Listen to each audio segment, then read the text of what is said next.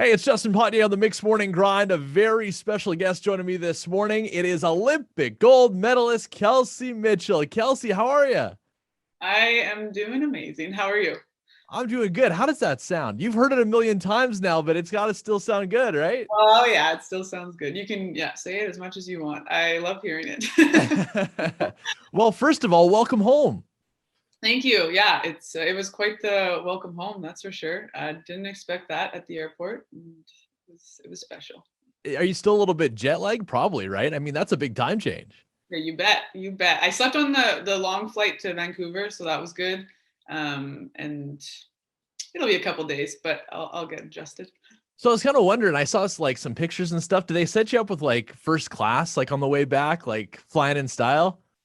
Everyone kept on saying like, put your medal on, like name droppers. I'm like, no, this is so awkward. I don't know. So I was in the back of the plane, but on the long one I had the row to myself, so that was nice. And then from Vancouver to Edmonton, uh, there was a Team Canada staff on the plane, and she name dropped me to the staff on the plane, and they were all excited. So they moved me up and got me some champagne, and I had like 2 sips and started to get a headache. So I was like, okay. Yeah, I'd imagine the booze probably isn't in the diet, right? I can't handle this right now. It was very nice. Yeah. Yeah, for sure. So how is it like being back? Are you I'd imagine friends and family, everybody you've known since kindergarten probably wants 5 minutes with you, right? Yeah, it's crazy.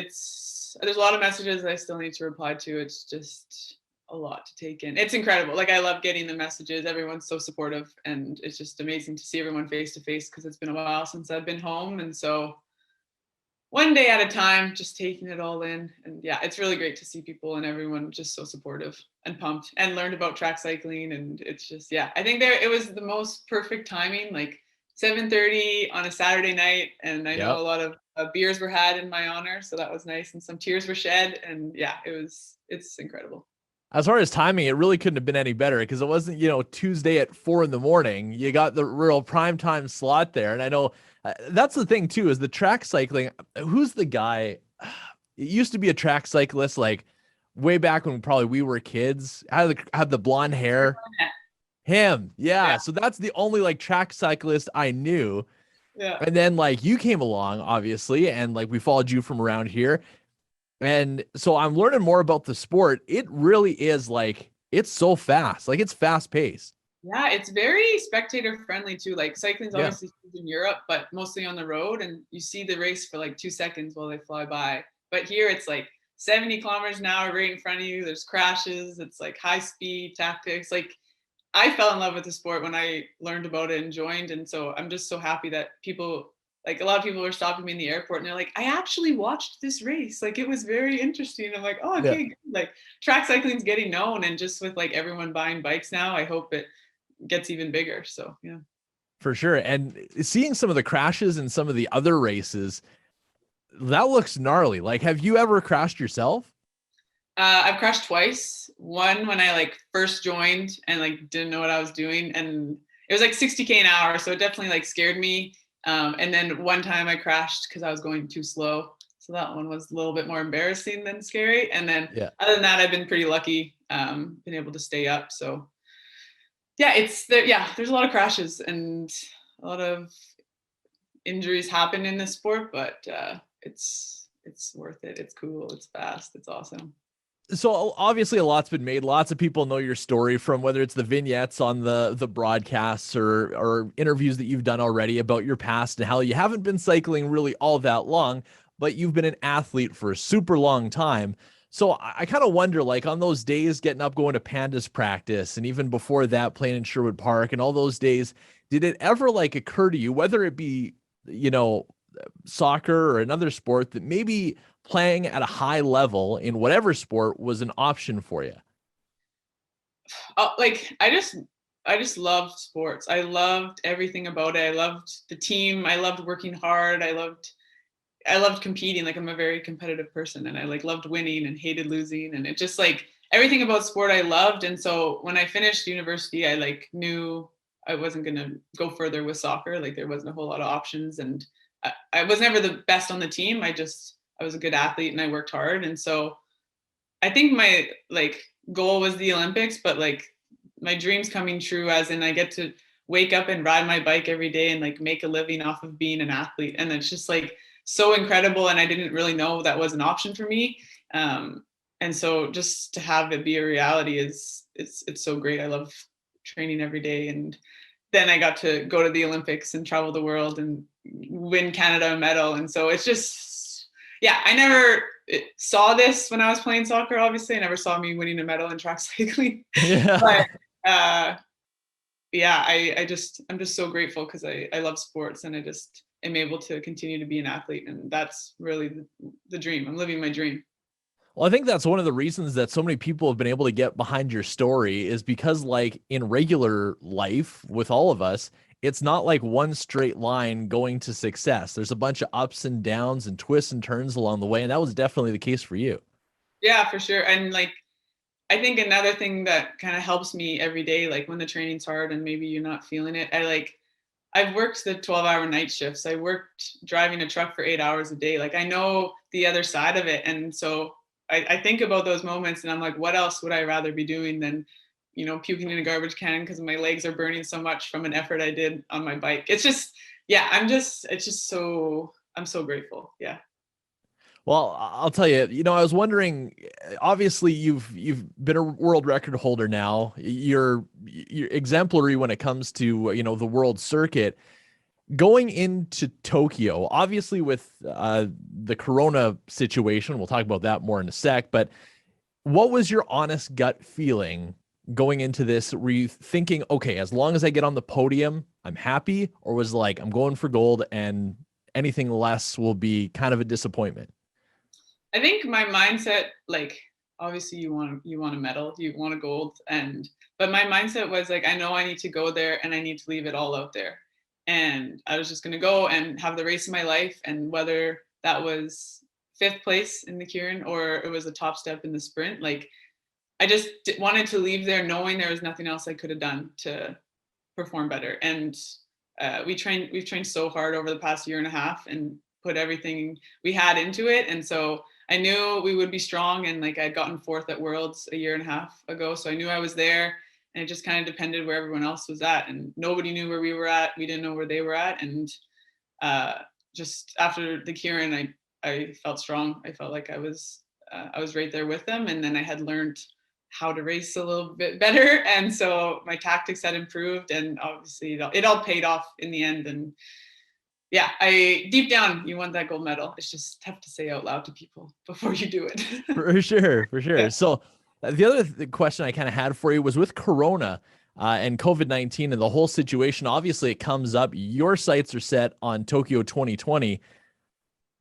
That must have been a shot in the gut to think that there's a possibility that this doesn't happen and it could be Paris the next time you have a chance. Yeah, it was a roller coaster of emotions. Like Canada was the first country to say we're not going. And so then there was panic where it's like, it's going to happen and we're going to be watching it on the couch. And then it got postponed completely. And so that was kind of a relief actually. And we were just like, okay, we have an extra year. My teammate and roommate and really good friend is quite new to the sport as well, Lorianne Janae. And so we're like, okay, we got an extra year to figure this sport out even more and get better and stronger. And so we definitely saw it as a blessing and just took as much advantage of the extra time we had. So yeah, it was a blessing in disguise for sure. And I'm just so grateful that it happened. And Tokyo, I didn't actually go to Tokyo. We were like 3 hours away from Izu, but Yeah. the people were so phenomenal. And I know the media said whatever. I didn't really follow it because I didn't need to, but they were just so amazing and so precious. And like, they seemed very happy that we were there. And we were just so grateful that they hosted the Olympics and it all was a success. Well, and imagine that it was kind of odd considering, you expected the Olympics to be one thing, and it was obviously still a showcase of world-class talent, but it was very different with no fans and daily testing and all that you had to go through. Was it hard to stay focused during that time with all the other things going around and swirling around? Yeah, so if the Olympics were how the Olympics normally are, I think I would have been a little sad being 3 hours away and missing out on not being in the village and like not being able to see events and anything like that. But like we were not missing out on that much because not a whole lot was happening. Like everyone was pretty restricted. And so we were in Izu, 3 hours away in this like lush green forest. Like it was very beautiful. And like COVID cases were low there. And so they were allowed to have 50% capacity in the stands. So there were some fans and it was just like a very zen, not chaotic.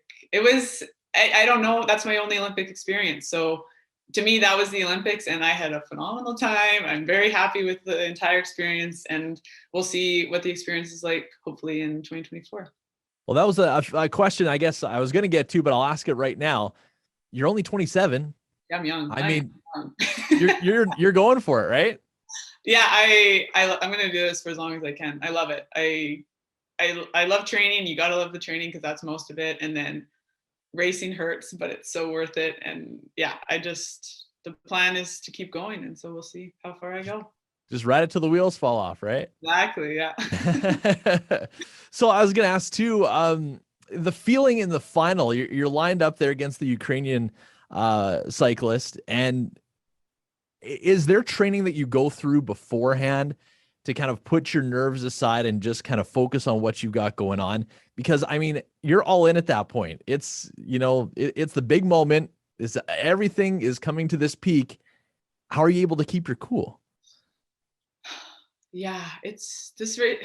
I never stressed this much in any of my other sports. Like soccer, you're sharing the stress with 10 other people. Other sports are like an hour long. So if you mess up, you can make up for it. This is like, if you mess up, it's done. And you need to leave it all out there. And this most stressful is probably like warming up and getting ready because you're sitting there, you're like, okay, what else can I do to get ready? But once you're on the line, it's like, okay, I've done everything I can. Like it's game time. It's showtime. Let's go. And so when I'm there and they like to do like that staring thing, I don't know if you watch, but they like to stare at each other on the line. And I just look straight down, straight forward. And I'm like, it doesn't matter who I'm against. Like, this is my race. I'm just going to focus on me. And so that's kind of what I'm thinking in those moments. Well, and it panned out. You ended up winning the gold medal. And so you're standing there at the top of the podium. And it's an emotional moment for all of us at home. Like we're the ones like singing along with the anthem and it's going awesome. You're there in person. You're standing at the top of the podium. There is just a handful of human beings who have ever been there. What is that feeling like? Or can you even put it into words? No, I can't. So once I beat the German and I knew I was getting a medal, like whether it was gold or silver, like people are like, how did you feel in that moment? I'm like, well, I wanted gold. I wanted to win gold, see the maple leaf and like hear the anthem and like know everyone there, everyone back home is like standing up and singing along and just like everyone is just so united in that moment. And that was the most special moment for me. It wasn't crossing the line. It was like seeing my teammates singing along and like knowing everyone back home. Like they sent me videos, they recorded themselves watching and it was emotional and I'm just so happy that I got to share all of that with Canada. Well, we're so proud of you, and especially right here in the Sherwood Park, Fort Saskatchewan area. It's fantastic. It's huge for the youth in our community. It's huge for the adults in our community too. Since this is going to be, airing and we're talking to the people in your backyard, is there anybody that you want to give shout outs to for their support over all these years? Yeah, the list is just so long. My parents are amazing. The community has been behind me. It's incredible. My friends, my family, my old classmates, old teammates, old coaches, like Salisbury, Cloverbar. Like it's just, the list can go on and I probably should write it out and just fire it off. But like, you know who you are, you know how much you've supported me and like, thank you from the bottom of my heart because you've played such a role in my journey and you were on the top step with me. So yeah, thank you. So what's next? Like what's next in the next couple of weeks? Do you get right back into training or is there a little bit of time to kind of decompress after? I'll take a few days off. I have my bike here, so I might go out on a bike ride just to spin the leg, remember how to ride a bike. Yeah, I have some time and then I'll get back to training because we have Worlds in the middle of October coming up. So it doesn't stop and I'm glad it doesn't stop because I love it. Well, I'm hoping that that's broadcast. I hope that we're able to see it on TV because now you've got this whole new legion of fans from across the country, coast to coast, that are ready to follow your journey even further as you go to Paris in 2024 will be behind you there. So Kelsey Mitchell, Olympic champion, gold medalist, thank you so much for spending a little bit of time with us. Sure do appreciate it. Thank you so much. Appreciate it.